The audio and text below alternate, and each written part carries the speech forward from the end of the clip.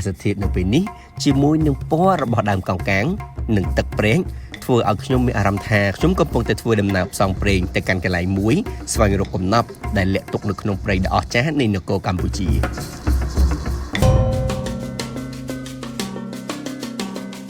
នៅក្នុងឃុំរៀមគឺមានកោះជាច្រើនដែលអាចជិះទូកកម្សាន្តបានប៉ុន្តែដោយសារតែខ្ញុំមានពេលវេលាខ្លីដូច្នេះខ្ញុំជ្រើសរើសការទៅលេងនៅកោះសំពូចដែលជាកោះតូចជ្រលឹងមួយដោយមិនបាច់ជិះទូកឆ្លងទឹកនោះទេ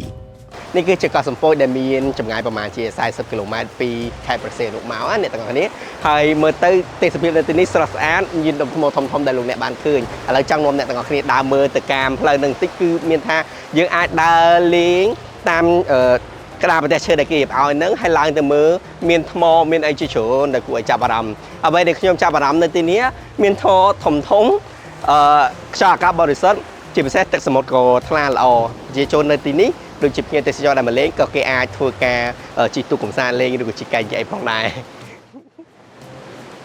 អូនៅខាងលើនោះដូចជាមានកន្លែងឡើងទៅលើឡើងមកមួយខ្ញុំអ្នកទាំងអស់គ្នា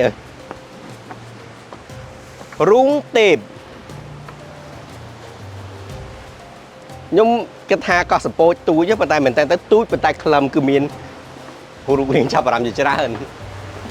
ខ្ញុំមិនដឹងថាទៅណាដែរអ្នកទាំងអស់គ្នា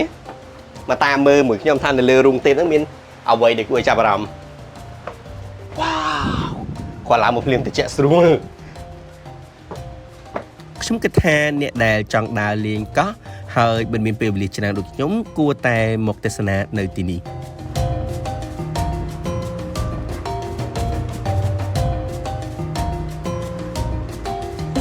ពិសេសមែនតើទស្សនិកជនមកនេះស្រស់ស្រាយសប្បាយហើយកៅយិតមែនតើខ្ញុំគិតថាមិនមែនគេឲ្យយិតមើលទៅទឹកសមុទ្រទេប្រហែលជាអាចនឹងមានត្រីឬក៏មើល dolphin អីណាអ្នកទាំងអស់គ្នាហើយខ្ញុំប្រកាសជាណែនាំឲ្យអ្នកទាំងអស់គ្នាគួរតែមកលេងកោះសំពូចនេះហើយពីព្រោះថាខ្ញុំមានអារម្មណ៍ស្រស់ស្អាតអ្វីកាន់តែពិសេសគឺអត់មានសម្រាប់តទៅសោះអញ្ចឹងបើសិនជាបានមកលេងឃុំរៀមអីបាទកុំភ្លេចឆ្លៀតមកលេងមកកោះសំពូចមានសកម្មភាពជាច្រើនថ្ងៃនេះមានភ្ញៀវទេសចរជាតិជាច្រើនហើយពួកគាត់ក៏រីករាយជាមួយនឹងការថតរូបជាមួយនឹងផ្ទាំងថ្មធំៗនិងស្រូបយកវីដេអូសមុទ្រដែលជាខ្យល់បរិសុទ្ធជួយសម្រួលដល់ផ្លូវកាយនិងផ្លូវអារម្មណ៍បើធ្លាប់មករៀមពីមុនមកហ៎និយាយអត់ទេអត់ដែរមកលេងកំពង់សោមអូមកជឿតងហ្នឹងកំពង់សោមតែអត់ដែរមកហ្នឹង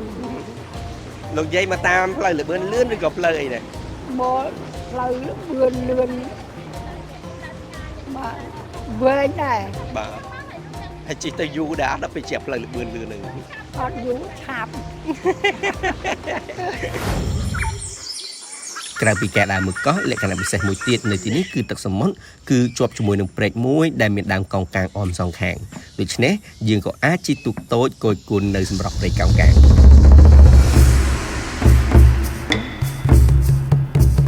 អាកាសធាតុនៅពេលនេះជាមួយនឹងពណ៌របស់ដើមកោងកាងនិងទឹកប្រេងធ្វើឲ្យខ្ញុំមានអារម្មណ៍ថាខ្ញុំកំពុងតែធ្វើដំណើរផ្សងព្រេងទៅកាន់កន្លែងមួយស្វែងរកកំណប់ដែលលាក់ទុកនៅក្នុងព្រៃដ៏អស្ចារ្យនៃនគរកម្ពុជា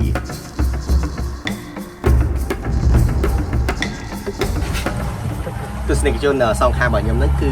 បៃកោងកាង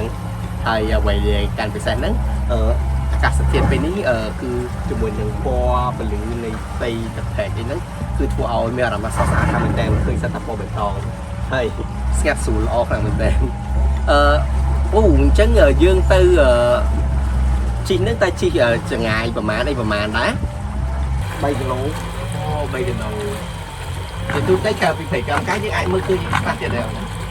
យ៉ាងហ្នឹងវាព្រៃយើងធម្មតាវិញឈើធម្មតាបើតាមតំបន់ទឹកមានកោងកាងអូបាទកោងកាងនេះគឺជាចំពោះប្រសាទអីហ្នឹងណាត្រីក្តាមអីពងតាកោងកាង